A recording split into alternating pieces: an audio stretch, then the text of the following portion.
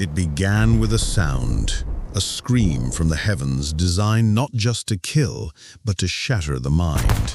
For the French reservists huddled along the Meuse River in May 1940, it was the sound of a new kind of war, a psychological amputation.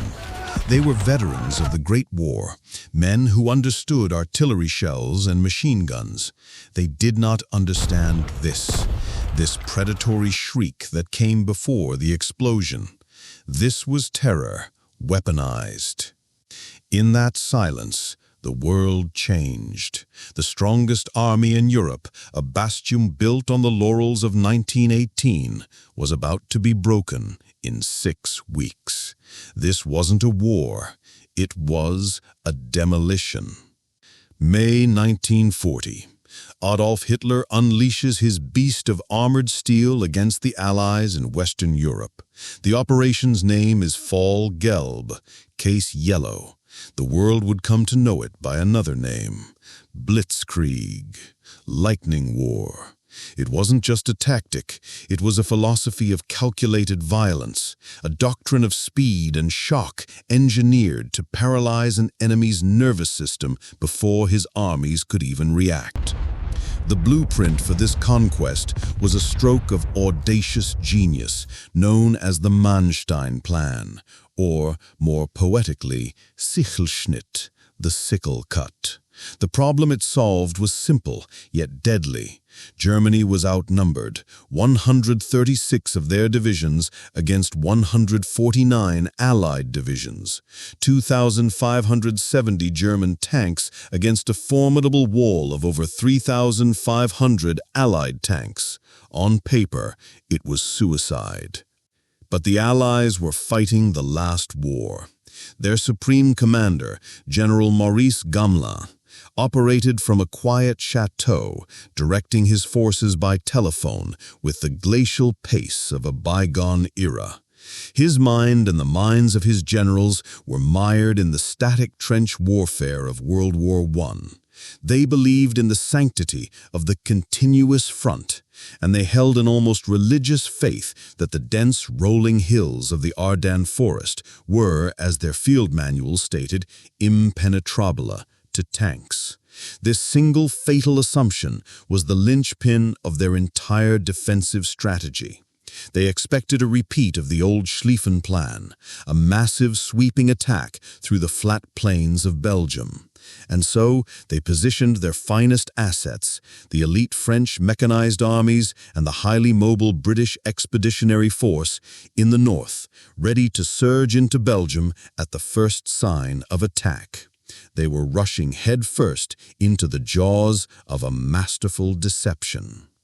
While the world's eyes were fixed on the decoy, Army Group B, crashing noisily into Holland and Belgium, the real attack was forming in silence. The tip of the sickle was being honed in a place no one was watching. Hidden from view, Germany had concentrated 70% of its armored might, 7 panzer divisions, a river of steel and iron, poised to strike the weakest, most thinly defended sector of the entire Allied line, manned by second-rate French reservist divisions. The principles of Blitzkrieg were brutally simple. First, puncture. Concentrate overwhelming force at a single weak point, the Schwerpunkt, and punch a hole. Second, exploit. Pour fast-moving, independent armored units through that hole, bypassing enemy strong points entirely.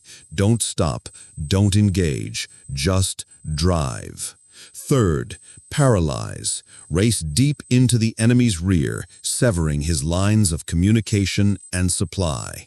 Sow chaos and psychological collapse. Fourth, encircle. Let the slower-moving infantry follow to mop up the bypassed garrisons while the armored spearheads swing around to encircle and annihilate the enemy's main armies. But for this theory to become reality, one condition was non-negotiable: absolute supremacy in the sky. Germany had it. The Luftwaffe was a modern, merciless killing machine. With over 1,700 bombers and 1,000 of the world's most advanced fighters, the Messerschmitt Bf-110, they dwarfed the Allied air fleets.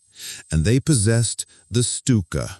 The Ju-37 dive bomber was not just an aircraft, it was the flying artillery of the Blitzkrieg, delivering precision bombs with a terrifying soundtrack that broke a man's will to fight long before the shrapnel did.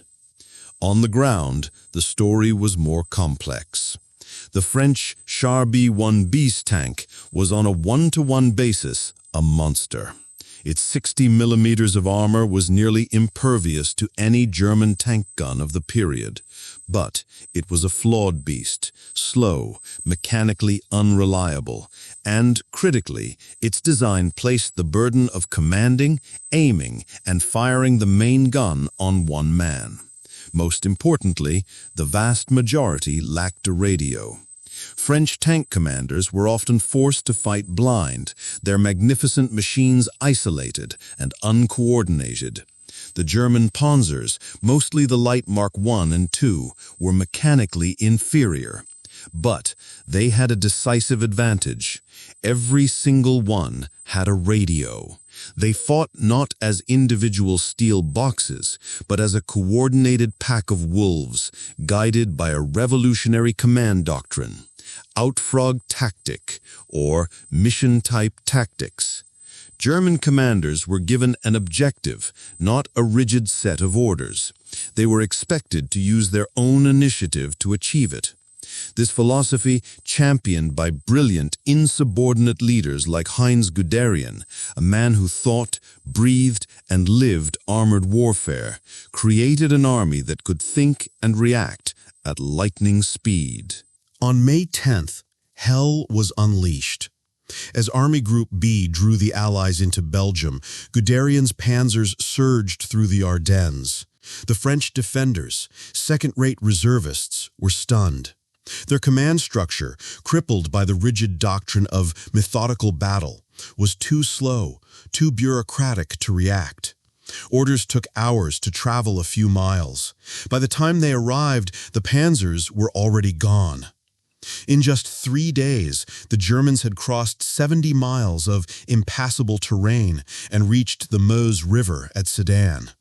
This was the final natural barrier. But under a relentless storm of Stuka attacks that left the defenders shell-shocked and broken, German combat engineers crossed the river in rubber boats under fire, establishing bridgeheads. Soon, pontoon bridges were laid, and the tanks began to pour across. The breakthrough was complete. But the true crucible of the battle was a small, insignificant village named Stone. Dubbed the Verdun of 1940, this cluster of stone houses became the epicenter of a brutal 3-day tank battle. The village changed hands no less than 17 times. Here, the French Char B-1 tanks, those slow, seemingly invincible beasts, met the German panzers in point-blank duels. We hear the account of Captain Pierre Belot, whose Char B-1 Ur single-handedly destroyed a full company of 13 German tanks, absorbing 140 hits without penetration. Yet for every hero like Belot, there were a dozen French commanders fighting blind, their magnificent machines isolated and picked off one by one, not by superior technology, but by superior coordination. Stone proved that French courage was not lacking. French doctrine was. While the French fought heroically in isolated pockets, their high command was paralyzed. On May 16th, a desperate Winston Churchill flew to Paris for a meeting. He found the French government burning its archives. He asked General Gmelin where the strategic reserve was, the force meant to counter a breakthrough. Gmelin simply shrugged and replied, "Aucune, none." The word hung in the air, the death sentence of a nation. Now Guderian was off the leash. Unleashed behind the main Allied armies, he ignored frantic orders from a terrified German high command to halt and consolidate. Hitler himself was aghast at the speed of the advance, fearing a counterattack on the long, vulnerable flanks of the Panzer corridor. At one point, Guderian's superior, General von Kleist, flew to the front to personally order him to stop. Guderian threatened to resign on the spot. Only a direct plea allowed him to continue a reconnaissance in force, which he interpreted as a license to keep racing towards the sea. The Allies tried to strike back. Near Arras, a hastily organized British counterattack with powerful Matilda tanks briefly caused panic in the German ranks, but it was too little, too late. The German mechanized formations, a combined arms system of tanks, motorized infantry, and mobile artillery, were flexible enough to absorb the blow and keep moving. In an astonishing 8-day sprint, the Panzers covered over 200 miles, reaching the English Channel coast at Abbeville. The Sickle had swung. The finest armies of France and Britain were now trapped, their backs to the sea, squeezed into a shrinking pocket around the port of Dunkirk. The logistics were a nightmare. The German supply columns, still heavily reliant on horses, were stretched to the breaking point. Some panzer divisions were down to less than half a day's supply of fuel and ammunition.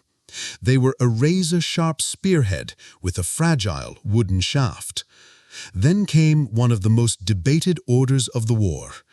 On May 24th, with the Panzers just 10 miles from Dunkirk and the enemy cornered, the halt order came down from on high. The tanks were commanded to stop. Why? Was it Hitler's fear of losing his precious Panzers in the marshy terrain? Was it a political gesture to a defeated Britain? Or was it Hermann Göring's arrogant promise that his Luftwaffe alone could annihilate the trapped army from the air? Whatever the reason, it was a fatal error for Germany and a miraculous lifeline for the Allies. The 3-day pause gave the British Royal Navy time to orchestrate Operation Dynamo, a desperate improvised evacuation. As a heroic rearguard, primarily of French soldiers, fought to the last man to hold the perimeter, a flotilla of over 800 vessels, from warships to fishing boats and private yachts, converged on the beaches. Under constant air attack, they rescued more than 338,000 Allied soldiers. It was a miracle of deliverance, but it was born from a catastrophe. The men were saved, but their heavy equipment, tanks, artillery, trucks, was all left behind on the beaches of France. France was doomed. A few weeks later, it would surrender. The Sickle cut had worked with terrifying perfection, and the shadow of the swastika now stretched over all of Western Europe.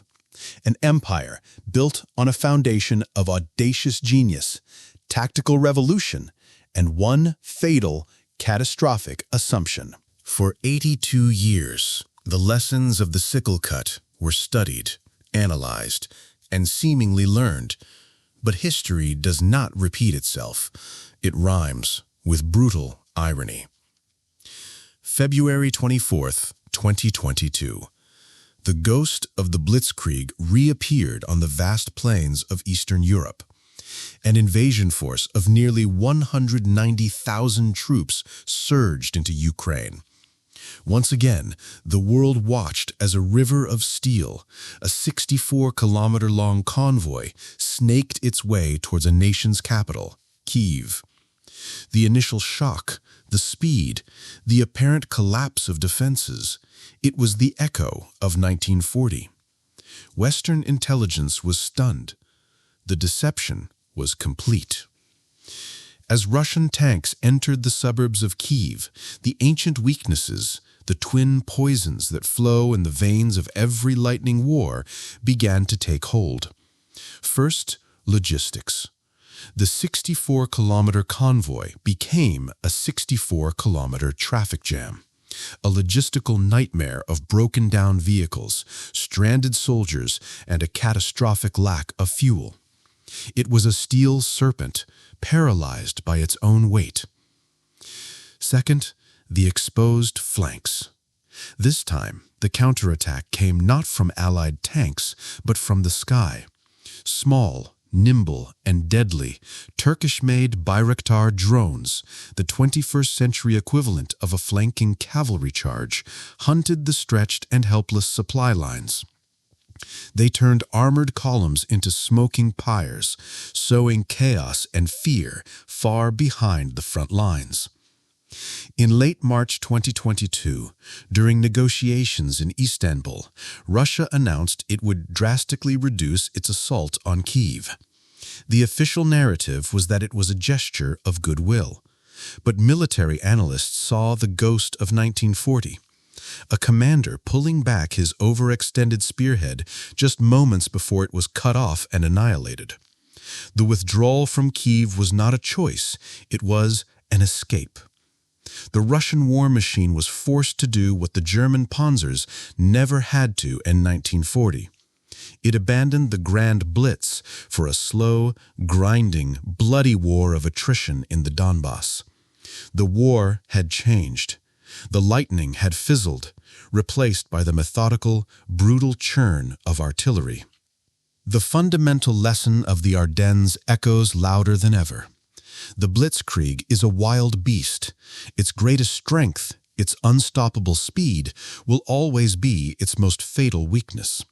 It is a gamble for total victory, in which the price of failure is total collapse. And the ghosts of generals past watch as new armies learn old lessons, written in blood and steel and mud.